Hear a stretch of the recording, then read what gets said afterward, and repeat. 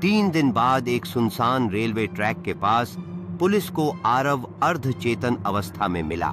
उसके चेहरे पर खरोंचें थीं, होंठ सूखे थे, पर उसकी आंखों में डर नहीं, कुछ और था, एक रहस्य।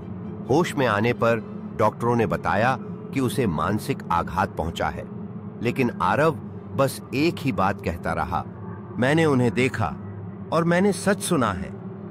जांचकर्ता ने उसके बयान को ध्यान से सुना और कहा, आपने क्या देखा आरव? यह सब सच में क्या है? आरव ने आंखें बंद कर लीं और यादों में खो गया। आखिरकार आरव ने कहा, मैंने उस परिवार को देखा था। वे आग में जल रहे थे और उनकी चीखें आज भी मेरे कानों में गूंजती हैं। एक ठंडी सिहरन उसके शरीर में दौड़ गई। जांचकर्ता ने उसके बयान को सुनकर कहा, यह सब इतनी खौफनाक है, क्या आपके पास कोई सुराग है जो हमें आगे बढ़ा सके? आरव ने अपनी आंखों में चमक के साथ जवाब दिया, हां, मुझे एक डायरी मिली थी।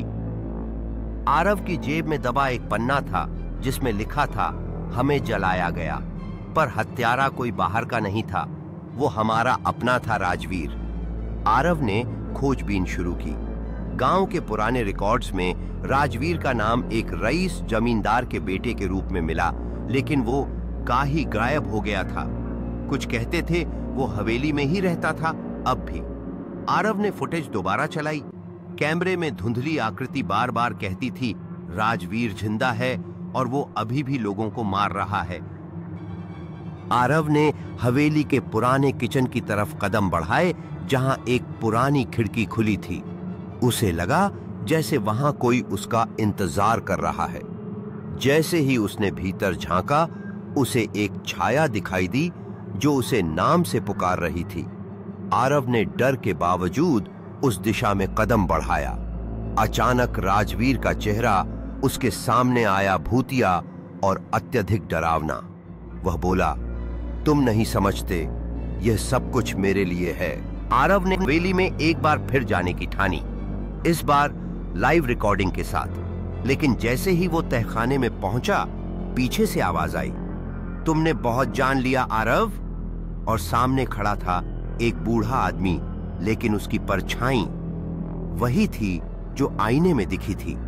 राजवीर एक नरभक्षी साधु बन चुका था जिसने आत्माओं को कैद कर लिया था। वो हवेली को अपनी शक्ति का केंद्र बना चुका था। आत्माएं मुक्त होना चाहती थीं और आरव उनके लिए उम्मीद था।